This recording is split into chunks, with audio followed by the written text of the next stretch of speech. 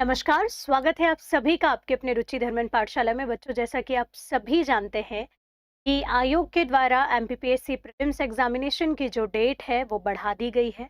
और ये जो बढ़ी हुई डेट है वो बच्चों को यहाँ कहीं ना कहीं परेशान कर रही है कि अब इस बढ़ी डेट में एक तो डेट बढ़ गई। तो मैं उन बच्चों से ये कहना चाहूंगी कि अगर आपकी तैयारी हो गई है तो आप ये जो बढ़ी डेट है उसका सदुपयोग कर लीजिए मेंस की तैयारी।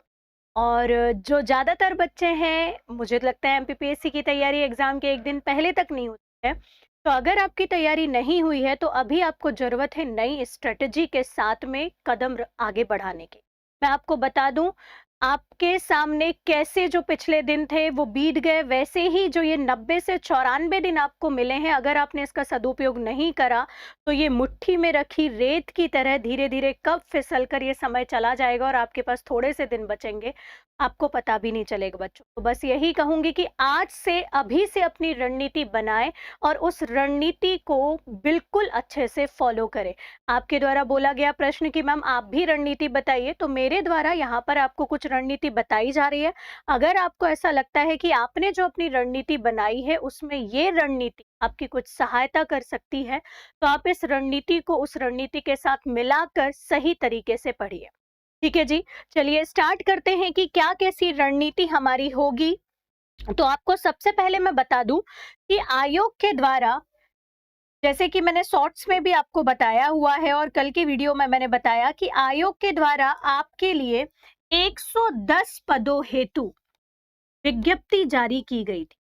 सिर्फ याद रखिएगा 110 पद हैं। ये इसीलिए हाईलाइट कर रही हूँ क्योंकि मैं आपको यहाँ पर ये बताना चाह रही हूँ कि भले ही सिलेबस बदला है, अभी भी पुराने खिलाड़ी हैं मैदान में और नए खिलाड़ी भी बिल्कुल तैयारी के साथ डटकर तैयार है इसके लिए। तो 110 पद की इस बार लड़ाई है और उसके लिए हमें जो निर्धारित तिथि दी गई है वो 23 जून 2024 दी गई है। कंपटीशन तगड़ा होगा, नए पुराने दोनों जो भी बच्चे हो सबके साथ में। ठीक है, सब बराबर हो गए हैं। अगर मैं बात करूं पूरे स्टूडेंट्स को, तो आपका समय ना लेते हुए मैंने दो कैटेगरी में स्टूडेंट को डिवाइड किया है। एक जो 23 जून 2024 को टारगेट कर रहे हैं और दूसरे स्टूडेंट जो 2025 में है। तो सबसे पहले इनकी बात कर लूं कि जिनको अभी प्रीलिम्स नहीं देना उनके लिए क्या।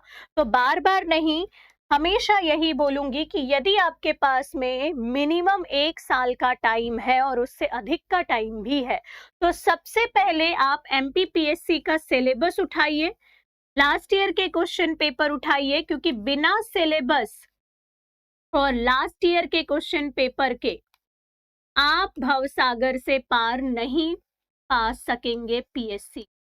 तो ये लास्ट ईयर का क्वेश्चन पेपर और सिलेबस को अपने तकिए के नीचे नहीं, अपने हमेशा साथ में रख के घूमते। ठीक है, तो पहले सबसे आपको करना क्या है, पूरा मेंस तैयार कर लेना है। सबसे पहले जाओ मार्केट में, अगर आपके पास में मटेरियल अवेलेबल नहीं है तो अपनी ऑथेंटिक बुक्स, फॉर एग्जाम्पल जैसे अगर आप पॉलिटी पढ़ रहे हो तो एम लक्ष्मीकांत लेकर आओ, जो टॉपिक नहीं मिल रहे हैं उनको एनसीईआरटी की बुक से कवर करिए और एनसीईआरटी से अपने नोट्स बनाकर पूरा पूरा चप्पा चप्पा एक एक मेंस को कवर करेगा। मेंस को कवर करने के आपका जो टारगेट रहेगा वो तब तक रहेगा जब तक प्रीलिम्स का नोटिफिकेशन आउट नहीं हो जाता है। तब तक आपको पूरा मेंस कवर करके रख लेना है और फिर उसके बाद मेंस और प्रीलिम्स के जो कॉमन टॉपिक हैं उनको आपको प्रीलिम्स के अकॉर्डिंगली पढ़ना है और उसमें से फैक्ट फैक्ट को डिकोड करना है। आपके लिए एक पृथक से स्ट्रेटेजी, जैसे बहुत सारे बच्चों के द्वारा मांगी भी गई है कि कैसे नोट्स बनाना है, कैसे शॉर्ट नोट्स बनाया जाता है, कैसे पहले मेंस की तैयारी करेंगे, मैं अलग से ये स्ट्रेटेजी ला दूंगी। लेकिन अभी बस आपके लिए इतना ही कहूंगी कि मेंस तैयारी करिए जब तक आपका प्रीलिम्स का नोटिफिकेशन आउट नहीं हो जाता और उसके बाद प्रीलिम्स में एंटर करिए। साथ ही साथ मेंस के अकॉर्डिंगली डेली आपको आंसर राइटिंग करना है। छोटे छोटे प्रश्नों को आप लिखते चलिए। आंसर राइटिंग के साथ साथ आपको एमसीक्यू की भी प्रैक्टिस करते रहनी है। ठीक है, ये आपके प्रीलिम्स और मेंस की तैयारी हो। ठीक है, अब बात करते हैं जिन बच्चों को 23 जून 2024 को एग्जाम देना। 23 जून 2024 को एग्जाम देने वाले बच्चों में दो कैटेगरी के बच्चे अभी भी शामिल हैं। एक वो बच्चा जो पुराना है, पहले से तैयारी करते आ रहा है, और एक वो बच्चा जो अभी अभी प्रीलिम्स में एंटर हुआ है या मेंस में एंटर हुआ है या एमपीपीएससी के दरवाजे पर अभी अभी वो दस्तक देकर नया नया तैयारी करना चालू कर। तो सबसे पहले मैं आपको बता दूं, अगर कोई बच्चा न्यू है तो मैं आपको ये बता दूं, बेटा आपके लिए प्रीलिम्स ही ज्यादा महत्वपूर्ण है। तो आप अभी 90 से 94 दिन जो आपके पास में है उसमें आप पूरा मेंस कवर नहीं कर पाएंगे। ये नेक्स्ट टू इम्पॉसिबल है, मैं खुद बोल रही हूँ। और अगर आपने पूरा मेंस कवर कर भी लिया, कर लेंगे, ऐसा नहीं है नहीं कर पाएंगे, बिल्कुल कर लेंगे, लेकिन प्रीलिम्स आप एक बार में क्वालिफाई नहीं कर पाएंगे।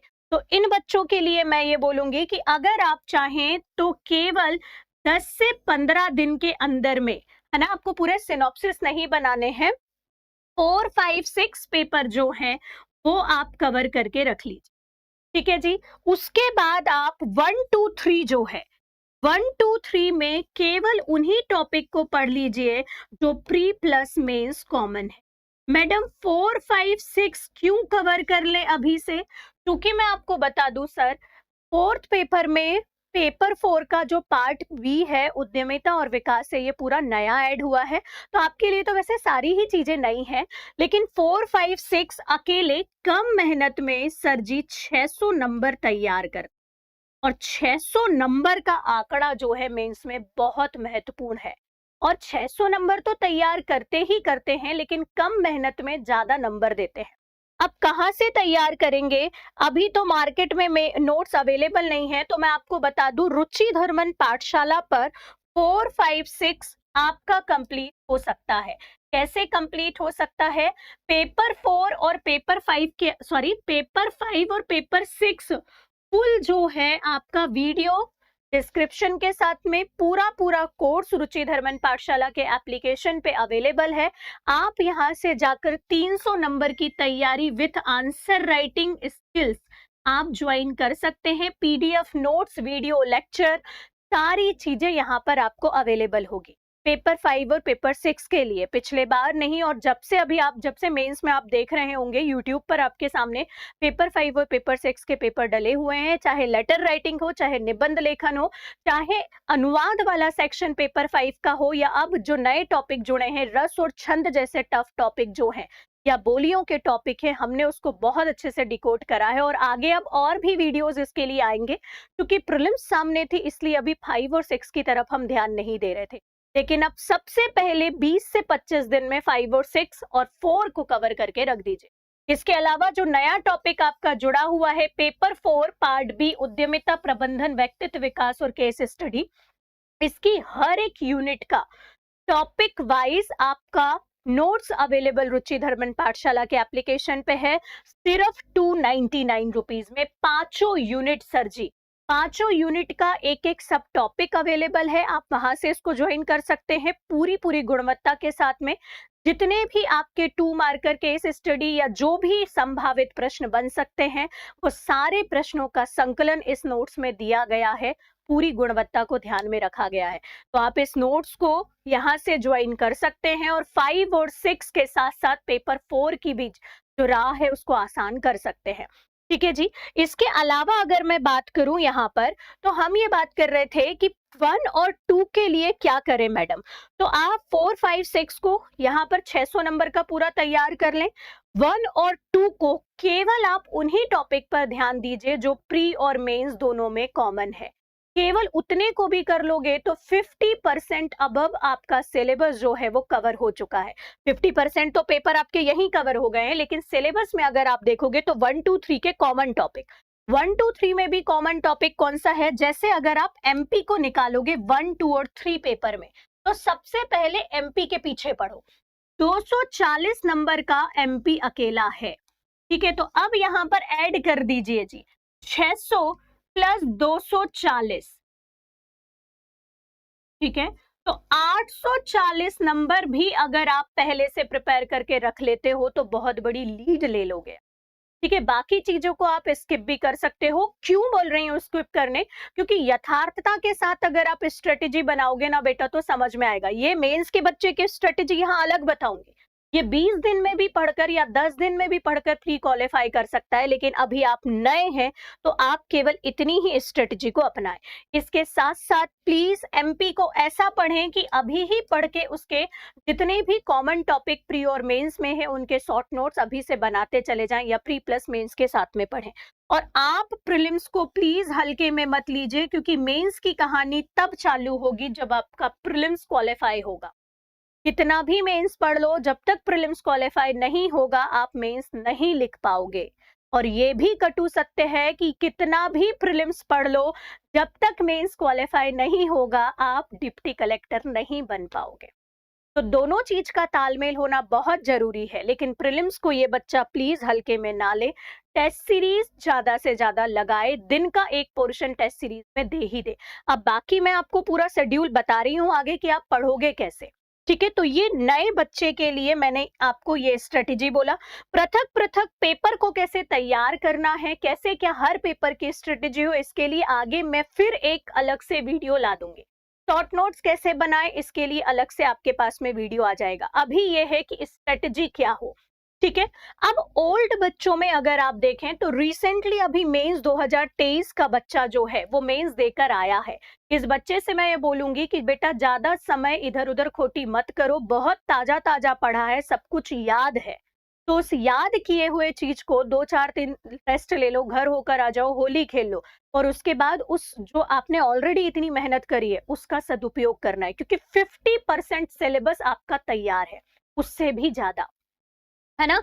और ओल्ड जो है बच्चा जो मतलब 2023 का मेंस नहीं दे रहा है, जो ऑलरेडी 2 से 3 महीने हो चुके हैं और प्रीलिम्स के लिए तैयारी करते आ रहा था और एकाएक डेट बढ़ गई, तो आप इन बच्चों से 2 से 3 महीना तो आगे ही है। मतलब आपने भी कहीं ना कहीं एमपीपीएससी का जो सिलेबस है उसको पढ़ लिया है। अब आपको करना क्या चाहिए मेरे हिसाब से, बहुत ध्यान से देखिएगा।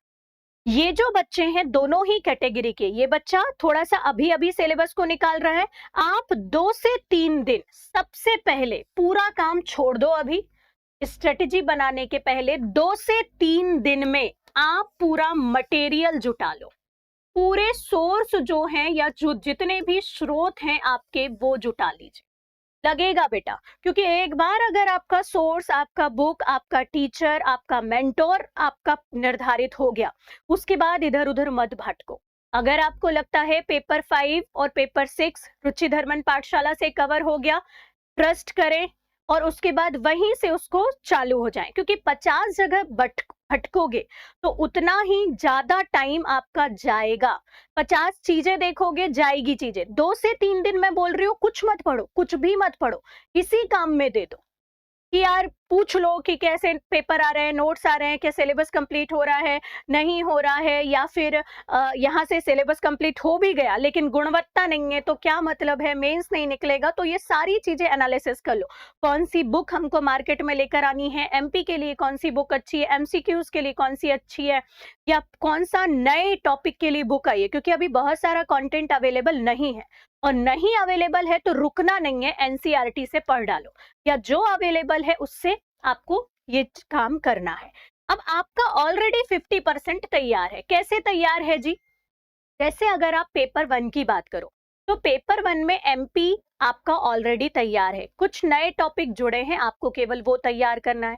पॉलिटी, हिस्ट्री, ज्योग्राफी, इकोनॉमिक्स, ये कोर टॉपिक्स हैं जो आपके तैयार हैं, लेकिन इकोनॉमिक्स में कुछ नई चीजें ऐड हुई हैं, वो आपको पढ़ना है। तो 50% आपकी चीजें तैयार है, आपको 1 से 2 दिन में ये डिकोड कर डालना है कि क्या क्या नया जुड़ा है और क्या क्या तैयार आपका नहीं।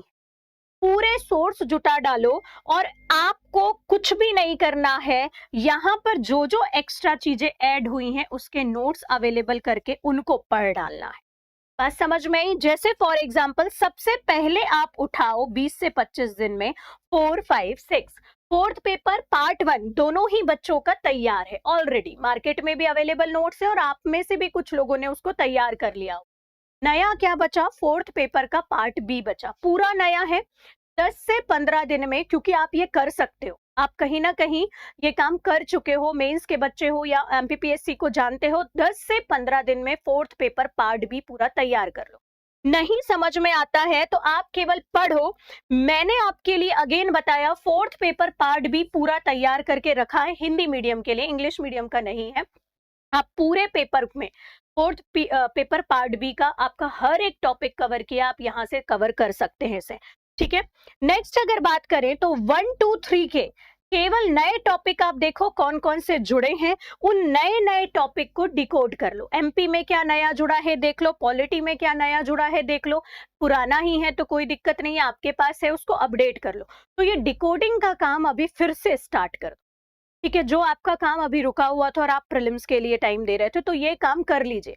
लेकिन अब ये पूरा काम कितने दिनों में हो जाना चाहिए, क्योंकि मैडम इसमें साल भर भी लग सकता है, ये भी लग सकता है। तो जो पूरे बच्चे हैं उनके लिए अगर मैंने देखा तो पढ़ने का एक तरीका बनाया है, अलग अलग बच्चों के लिए बता दिया मैंने क्या क्या करना है, कैसे पढ़ने का तरीका बताया। देखो, हमारे पास जो एक माइलस्टोन है हमारे पास में 23 जून 2024 का, ये हमारे लिए अहम डेट है। 23 जून 2024 को अभी से देखोगे, कुछ बच्चे 1 2 दिन बाद ये वीडियो देखेंगे, थोड़े अभी रिलैक्स ही हो रहे होंगे, कोई होली मनाएगा, किसी की तबीयत खराब हो जाएगी, कोई घर चला जाएगा, तो आप 4 से 5 दिन का एक्स्ट्रा मार्जिन लो।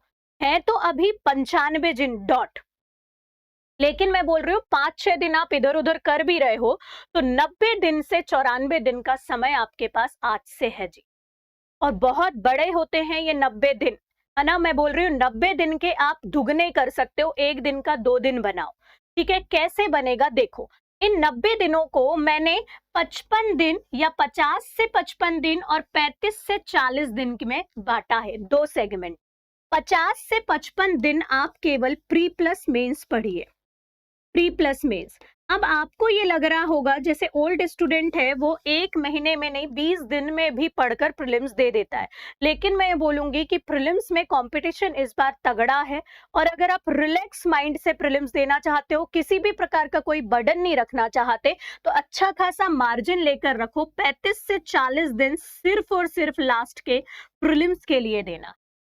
समझ में आई? 50 से 55 दिन प्री प्लस मेंस दोनों पढ़ोगे, मेंस अकेला पढ़ लोगे तो भी चलेगा, अभी बताती हूँ। और 30 से 40 दिन केवल प्रीलिम्स, फिर मेंस भूल जाना। ठीक है, अब करना क्या है, अपने पूरे दिन में, पूरे महीने में अभी पेन कॉपी उठाओ। ठीक है, ये मैंने बनाया है, आप पेन कॉपी उठाओ, एक लॉन्ग टर्म गोल बनाओ जो मंथली होगा। ठीक है, और एक डेली या वीकली गोल बनाओ। ठीक है, क्योंकि कई बार क्या होता है वीकली गोल में या मंथली गोल में हम कुछ चीजें अचीव नहीं कर पाते हैं। ठीक है, तो अपना लॉन्ग टर्म गोल ये रखो, क्योंकि डेली पढ़ पाओ नहीं संभव होता। कई बार आपको कपड़े धुलने होते हैं, कई बार आपको फ्रेंड के साथ कहीं घूमने जाना होता है, कई बार आपका मन ही नहीं करता पढ़ने में। मैं बोल रही हूँ लेजीनेस आती है, चलेगा, सब होता है।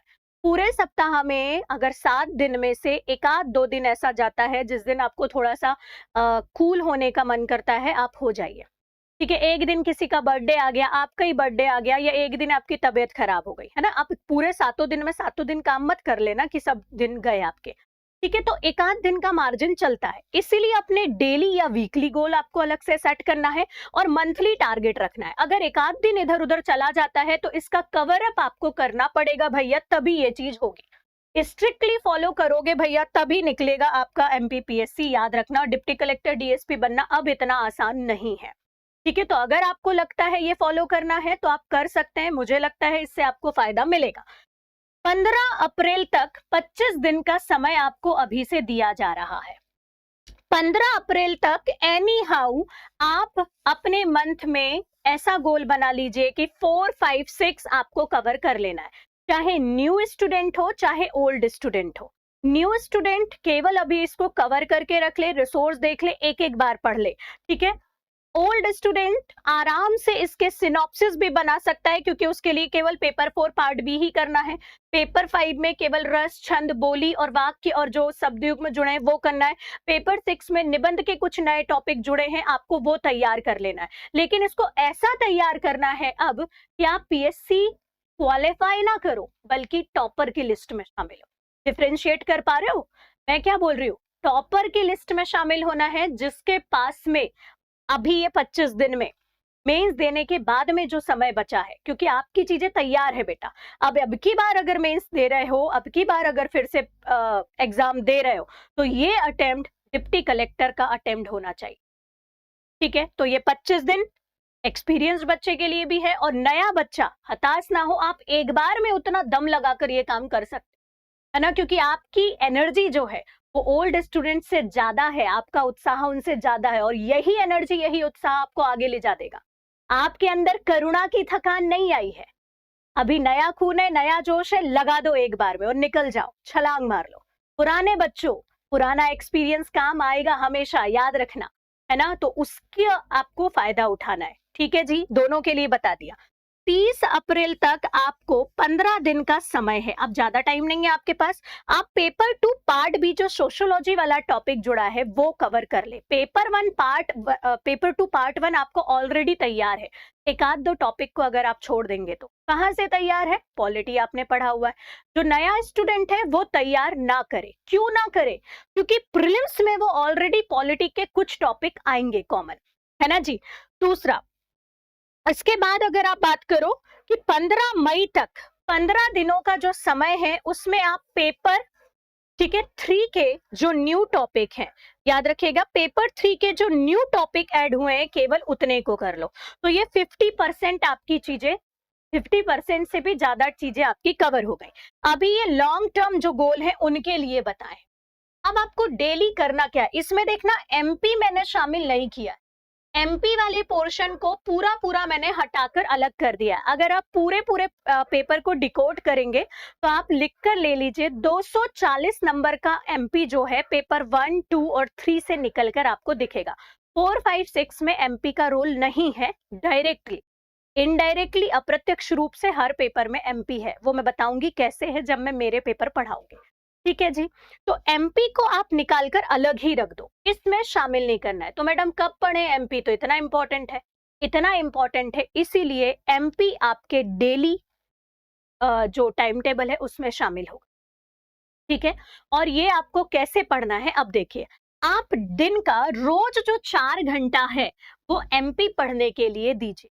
पेपर 1, 2, 3 और प्रीलिम्स में एमपी के जो भी पोर्शन कॉमन है आप उनको निकालो, डिकोड करो और एमपी को मेंस के अकॉर्डिंगली पढ़ो। ठीक है, और फिर उसमें से, क्योंकि मेंस के अकॉर्डिंगली पढ़ोगे तो बीच में फैक्ट भी तो आएंगे जो प्रीलिम्स के लिए है। जो टॉपिक आप मेंस के अकॉर्डिंगली पढ़ते हो उसी को एमसीक्यूज लगाओ प्रीलिम्स के अकॉर्डिंगली। मैडम एमसीक्यूज कहाँ से मिलेंगे? तो मैं आपको बता दूं, रुचि धर्मन पाठशाला पे हम फ्री ऑफ कॉस्ट रात को 9 से 10 या 9 से, जब तक आपका ये सीरीज कंप्लीट नहीं होता तब तक एमसीक्यूज लगवा रहे हैं। ये 50 जो वीडियो हैं ये आपके लिए फ्री ऑफ कॉस्ट रुचि धर्मन पाठशाला पे अवेलेबल है। यहाँ पर एमपी, जीएस जो भी एमसीक्यूज हैं सब आपको टॉपिक वाइज मिलेंगे। साथ ही साथ टेस्ट आपको देना है तो इसी का रुद्राणी बूस्टर जो है, रुद्राणी 1.1, रुद्राणी 1.2 जो है एप्लीकेशन पे अवेलेबल है। कहीं भटकने की जरूरत नहीं है। गुणवत्ता का परीक्षण आप इसका यूट्यूब से जाकर खुद करें और उसके बाद इसको ज्वाइन कर कर अपनी तैयारी को नए दिशा दीजिए। ठीक है जी। अब इसके बाद अगर मैं बात करूं तो आपको लूसेंट डेली 1 घंटा पढ़नी, कुछ भी हो जाए। अब लूसेंट कैसी पढ़नी है ये देखो। लूसेंट में अगर आप देखोगे तो 1, 2, 3 जो है पूरा अवेलेबल है लूसेंट में, जो मेंस का है। अब आप जब लूसेंट पढ़ोगे तो इसको ऐसे पढ़ना कि 2 मार्कर वहीं कंप्लीट हो जाए, सिनॉप्सिस बना बना। 2 मार्कर बोले तो जैसे सपोज करो आपने हिस्ट्री पढ़ा, है ना, हिस्ट्री पढ़ रहे हो, अब आप हिस्ट्री लेकर बैठ जाओगे या उन टॉपिक को परेशान करोगे जो अभी, सॉरी, उन टॉपिक के लिए परेशान होगे जिनको आप अभी पूछकर आयोग ने आपको परेशान किया है। नहीं, उन टॉपिक्स के लिए परेशान मत होइएगा, क्योंकि आप वो कितना भी ढूंढ लो, कहीं से भी ढूंढ लो, वो टॉपिक आपको परेशान करेगा ही करेगा, हर बार का रिकॉर्ड है। और वो टॉपिक सब, मतलब वो जो टॉपिक होते हैं ना बेटा, जो आउट ऑफ सिलेबस आते हैं, वास्तव में वो कंपटीशन में शामिल ही नहीं होते। बेमतलब में हम 2, 4, 5 क्वेश्चन के लिए क्या करते हैं पता है, पूरा अपना टाइम जो है और अपनी जो एनर्जी है वो गलत डायरेक्शन में लगाते हैं। आधे से ज्यादा बच्चा कि हिस्ट्री को अब ज्यादा वो दो, मतलब वेटेज दो, ज्यादा वेटेज दो, ज्यादा वेटेज दो के चक्कर में साल भर हिस्ट्री पढ़ रहा है, और साल भर हिस्ट्री पढ़ने के बाद भी आउटपुट क्या निकल रहा है कि आपको प्रश्न बन नहीं रहे। है ना? तो आप ये गलती मत करिएगा। हो सकता है आपको लगेगा कि कैसी क्या स्ट्रेटेजी है, लेकिन कोई बढ़ा चढ़ा के स्ट्रेटेजी नहीं बता रही, वो बता रही हूँ जो यथार्थता से जुड़ी हुई है। आप मत हो परेशान उसके लिए, क्योंकि आप परेशान होते रहोगे और आयोग आपको परेशान करता रहेगा हर बार नया क्वेश्चन देकर, हर बार नया क्वेश्चन। बल्कि फिर हिस्ट्री की तैयारी कैसे करें मैडम, या इन टॉपिक्स की तैयारी? आप वो कॉमन टॉपिक पढ़िए जो हर एक बच्चा अटेम्प्ट करेगा, हर एक बच्चा। इंपॉर्टेंट टॉपिक, कॉमन टॉपिक या इजी टॉपिक हिस्ट्री के किसी भी कंडीशन में गलत नहीं होना चाहिए। फिर मैडम इन टॉपिक की भरपाई कौन करेगा? तो है ना 4, 5, 6 भरपाई करने के लिए। बात समझ में आई? और वो जो हिस्ट्री के टॉपिक है ना, वो किसी को भी नहीं बनते, किसी को नहीं बनते, वो आयोग लाता ही ऐसा है। तो उसके लिए अपनी एनर्जी बर्बाद मत करो। हाथ जोड़कर विनम्र निवेदन है, बाकी आपकी मर्जी, ठीक है, आपकी लाइफ है जी। लूसेंट को ऐसा तैयार करो कि 2 मार्कर यहाँ से कवर हो जाए। ट्रस्ट मी, हिस्ट्री भी है, ज्योग्राफी भी है, इकोनॉमिक्स भी है, वो लूसेंट आपका कवर कर देगा। तो Lucent pre plus mains daily 1 घंटा पढ़ना है। एमसीक्यूज डेली आधा से 1 घंटा लगाना है। और अभी इन 55 दिनों में करंट अफेयर को आप चाहें तो टोटल छोड़ सकते हैं। यदि आप मंथली मैगजीन पढ़ रहे हैं तो आप उनको पढ़ते रहिए, कंटिन्यू करिए और डेली का न्यूज़पेपर पढ़िए। लेकिन अगर आप साल भर वाले पढ़ने वाली किताब अभी लेकर आओगे तो नहीं, 2-3 महीने का आपका एक्स्ट्रा करंट जुड़ जाएगा, तो वो आप मत पढ़िए। वो आप फिर टोटल पढ़िएगा 30 से 35 दिन जो आप बाद में दे रहे हो काय के जी, मेंस के लिए, वो आप उस सॉरी प्रीलिम्स के लिए जो आप दे रहे हो, उसमें आपको करंट अफेयर को शामिल करना है। अभी आप चाहें तो उसको स्किप कर सकते हैं, लेकिन डेली न्यूज़पेपर तो पढ़ते रहिए और मंथली मैगजीन पढ़ते रहिए। तो ये मेरे द्वारा आपको कुछ स्ट्रेटजी बताई गई है। आप चाहें तो इसको फॉलो कर सकते हैं। प्री प्लस मेंस को प्लीज अच्छे से डिकोड करिए। अपने पूरे टाइम को मंथली बांटे, एक एक दिन का रिकॉर्ड अपने पास में रखें, क्योंकि बेटा 90 दिन बहुत होते हैं, बहुत होते हैं, है ना? इसका सदुपयोग करें, दुरुपयोग मत करें, नहीं तो ये यूं छू मंतर हो जाएंगे, आपको पता ही नहीं चलेगा। इसके अलावा बिल्कुल टेंशन मत लो, क्योंकि अगर वीडियो बहुत लंबा हो जाता, अगर मैं इसके नोट्स को बनाना आपको सिखाती, डिकोड करना आपको सिखाती, मैं अलग से आपके लिए एक वीडियो ला दूंगी कि कैसे आप प्री और मेंस साथ में पढ़ें, कैसे लूसेंट को प्री और मेंस के लिए पढ़ें, एमपी के नोट्स कैसे बनाएं। तो टेंशन बिल्कुल मत लीजिए, मैं आपके लिए जितनी भी स्ट्रेटेजी हो सकती है वो लेकर आऊंगी। इसके अलावा अगर आपको लगता है कि ये स्ट्रेटेजी फॉलो कर कर आपको फायदा मिलेगा, तो आप इस स्ट्रेटेजी को फॉलो कर सकते हैं। ये केवल सलाहात्मक थी, ऐसा कोई बाध्यकारी नहीं है कि आप इसी स्ट्रेटेजी को फॉलो करके सफलता प्राप्त कर सकते हैं। अगर आपने जो भी स्ट्रेटेजी बनाई है, उस स्ट्रेटेजी में इस पोर्शन को शामिल कर लेंगे, तो मुझे लगता है कि आपको फायदा मिलेगा। बहुत बहुत धन्यवाद जी। मिलते हैं नेक्स्ट वीडियो लेक्चर में एक नए कंटेंट के साथ में। धन्यवाद।